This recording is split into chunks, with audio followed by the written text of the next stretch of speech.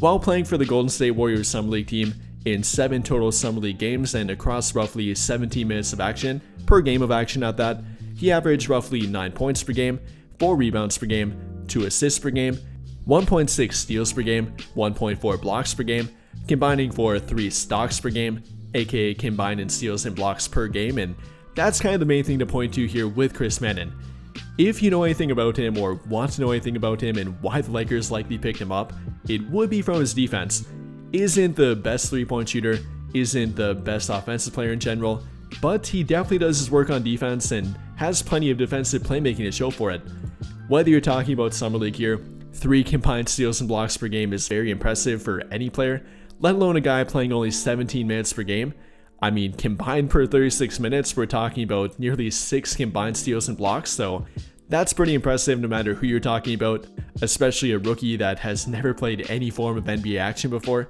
Coming into that and immediately making that kind of defensive impact is definitely something to point to here with Chris Manning. Simply by looking at the numbers here, both in Summer League and college, only shooting 28% during Summer League from the 3-point line, only a 30.4% career college 3-point shooter, so does have some work to do in that regard. Definitely can't call him a 3-and-D option, a two-way option, is more of a defensive-minded player, but not a very reliable offensive option. Definitely does have some work to do, and I think that's kind of what they're banking on here. You know, in the past, they've drafted guys like Jalen Hood-Schifino or Maxwell Lewis, who were very talented offensive players and 3-point shooters coming out of college, but never really translated to defense for them, at least not yet. I mean, maybe they will for a different team, but didn't happen for their team and they couldn't get them to that point. But with guys like a Max Christie, for example, obviously even like in Alex Caruso or Austin Reeves, we're a little bit more polished coming out of college. We're a little bit more committed defensively and more committed to doing the little things on the court. So I think that's kind of what they're looking at here with Chris Manning. Him being more ready for defensive purposes, for doing the little things on the court, and simply for bringing energy and effort. You know, you really can't create that in a guy. It's either they have it or they don't. Either they're good at doing those things and are committed to doing it, aka like a guy like Alex Caruso, they like that and develop him further offensively, rather than trying to change him and actually be able to cover that for them on defense and be that player for them. That's not something they had to do with him, and probably why they like Chris Manning here as well. You know, I think they're more comfortable with trying to develop a 3-point shot or simply make a guy an efficient, off-the-ball player that can do a little bit of 3-point shooting and backdoor cutting, simply learn how to play the game offensively and how to not be an offensive liability. I think they're better at doing that, and their track history shows that, compared to again trying to develop a guy that has pretty much no defensive instinct or no commitment consistently to that end of the court. Again, their track history shows it. They've been better with guys like that, and not to mention with 5 or 4-year college players like that too. Whether we're talking about Austin Reeves, Alex Caruso, the list goes on and on, they've had some pretty good luck with that.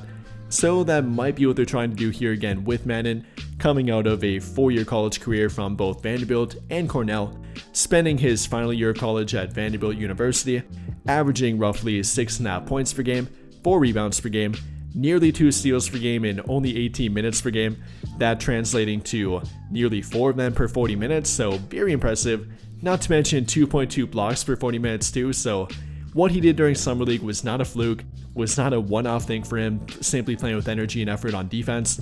The guy's done this and has been showing it for quite some time now. So no, don't be worried about that falling off. If his calling card is anything, it would have to be defense and defensive playmaking, getting in passing lanes, being a defensive pest that picks up guys full court.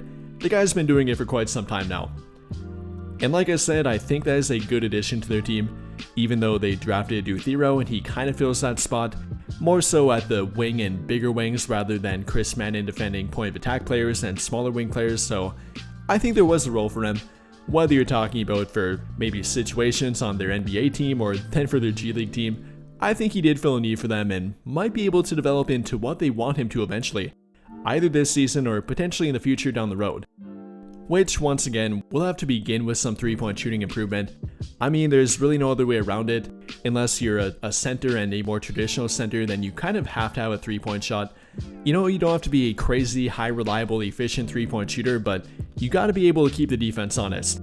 And with the Lakers already having a guy like Jared Vanderbilt, not to mention a Duthero, even Bronny, who's not a great 3-point shooter yet, they have some guys that already are out there that they kind of have to hide or do something different with to hide them on offense and hide their 3-point shooting ability.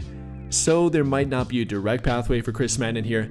If there would be a ton of injuries, then maybe, but at this point, he's got to show improvement on offense and 3-point shooting before he has a pathway to any real playing time on their team and within their rotation. Overall though, I like the addition. Really can't ever have too many defensive-minded players in your team, especially on the back end of your team. Guys that might be able to develop into 3-and-D options or 2-way options, already have the commitment and hard work mentality down. That's something you can't teach. A player either has it or they don't have it. And now with the addition of Chris Mannon and a Duthero, they got two guys in their backcourt and I guess kind of front court with a Duthero who definitely do have it, so I'm a big fan of that. But I think that'll pretty much do it for this one. And if you enjoyed the video, then I'll greatly appreciate it if you dropped a like, subscribe to the channel if you have not already, and hit that notification bell to never miss out when I upload a video. But as always, thank you for watching and have a great day or night.